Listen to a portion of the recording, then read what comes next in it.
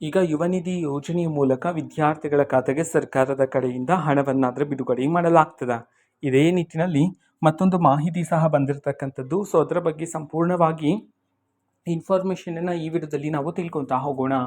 ವಿಡಿಯೋವನ್ನು ಸ್ಟಾರ್ಟ್ ಮಾಡ್ತೀನಿ. ಅದಕ್ಕಿಂತ ಮೊದಲು ನೀವಿನ್ನೂ ನಮ್ಮ ಚಾನೆಲ್ಗೆ ಸಬ್ಸ್ಕ್ರೈಬ್ ಮಾಡದೇ ಇದ್ರೆ ಈ ಕೂಡಲೇ ಚಾನೆಲ್ಗೆ ಸಬ್ಸ್ಕ್ರೈಬ್ ಮಾಡ್ಕೊಳ್ಳಿ ಮತ್ತು ಲೈಕ್ ಮಾಡಿ.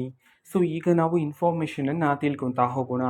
ಹೌದು, ಇದೀಗ ಯುವ ನಿಧಿ ಯೋಜನೆಗೆ ಸಂಬಂಧಪಟ್ಟಂತೆ ಮಾಹಿತಿಯನ್ನು ತಿಳಿಸಿರ್ತಕ್ಕಂಥದ್ದು. ಈಗಾಗಲೇ ಸ್ಟಾರ್ಟಿಂಗಲ್ಲಿ ಅಪ್ಲಿಕೇಶನ್ ಹಾಕಿರ್ತಕ್ಕಂಥ ವಿದ್ಯಾರ್ಥಿಗಳಿಗೆ 2 ವರ್ಷ ಮುಕ್ತಾಯ ಆಗಿ ಸೊ ಅವ್ರಿಗೀಗೂ ಸಹ ಹಣ ಬರ್ತಿಲ್ಲ. ಸೊ ಹೊಸದಾಗಿ ಅಪ್ಲಿಕೇಶನ್ ಹಾಕಿರೋರಿಗೆ ಹಣ ಬರ್ತಿದೆ ಮತ್ತು 1 ವರ್ಷ ಮುಕ್ತಾಯ ಆಗಿರೋರ್ಗೂ ಸಹ ಇದೀಗ ಹಣ ಆದರೆ ಬರ್ತಿದೆ. ಇದೇ ನಿಟ್ಟಿನಲ್ಲಿ ಯುವ ನಿಧಿ ಯೋಜನೆಯ ಮೂಲಕ ಹಣವನ್ನು ಪಡಿತಕ್ಕಂಥ ವಿದ್ಯಾರ್ಥಿಗಳಿಗೆ ಉದ್ಯೋಗ ಅವಕಾಶವನ್ನು ಒದಗಿಸೋದಕ್ಕೆ ಸಂಬಂಧಪಟ್ಟಂತೆ ಇವತ್ತಿನ ಸಭೆಯಲ್ಲಿ ಇದರ ಬಗ್ಗೆ ಚರ್ಚೆಗಳನ್ನು ಮಾಡಲಾಗಿದೆ ಅಂತ ಹೇಳಿ ಮಾಹಿತಿಗಳಾದರೆ ಬಂದಿರತಕ್ಕಂಥದ್ದು.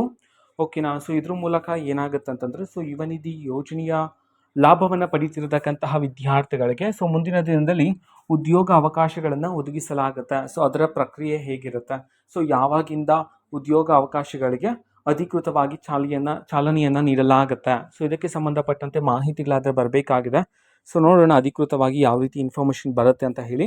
ಸೊ ಸದ್ಯಕ್ಕೆ ಬಂದಿರತಕ್ಕಂಥ ಮಾಹಿತಿಯ ಪ್ರಕಾರ ಯುವ ನಿಧಿ ಯೋಜನೆಯ ಮೂಲಕ ಹಣವನ್ನು ಪಡಿತಕ್ಕಂಥ ವಿದ್ಯಾರ್ಥಿಗಳಿಗೆ ಉದ್ಯೋಗ ಅವಕಾಶಗಳನ್ನು ಒದಗಿಸೋದಕ್ಕೆ ಸಂಬಂಧಪಟ್ಟಂತೆ ಇದೀಗ ಸರ್ಕಾರದ ಕಡೆಯಿಂದ ಇದಕ್ಕೆ ಸಂಬಂಧಪಟ್ಟಂತೆ ಯೋಜನೆಗಳನ್ನು ಮಾಡಲಾಗಿದೆ. ಸಭೆಯಲ್ಲಿ ಚರ್ಚೆಗಳನ್ನು ಮಾಡಲಾಗ್ತಿದೆ ಅಂತ ಹೇಳಿ ಮಾಹಿತಿಯನ್ನಾದರೂ ತಿಳಿಸಿರ್ತಕ್ಕಂಥದ್ದು. ಸೊ ಇನ್ನೂ ಹಲವಾರು ಅಪ್ಡೇಟ್ಸ್ ಬಂದ ನಂತರ ಅತಿ ಶೀಘ್ರದಲ್ಲಿ ಆದಷ್ಟು ಬೇಗ ನಾನು ನಿಮಗೆ ಮಾಹಿತಿಯನ್ನು ತಿಳಿಸ್ಕೊಡ್ತೀನಿ.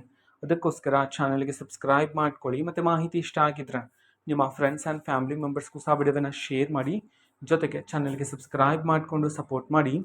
So thank you. ಬಾಯ್.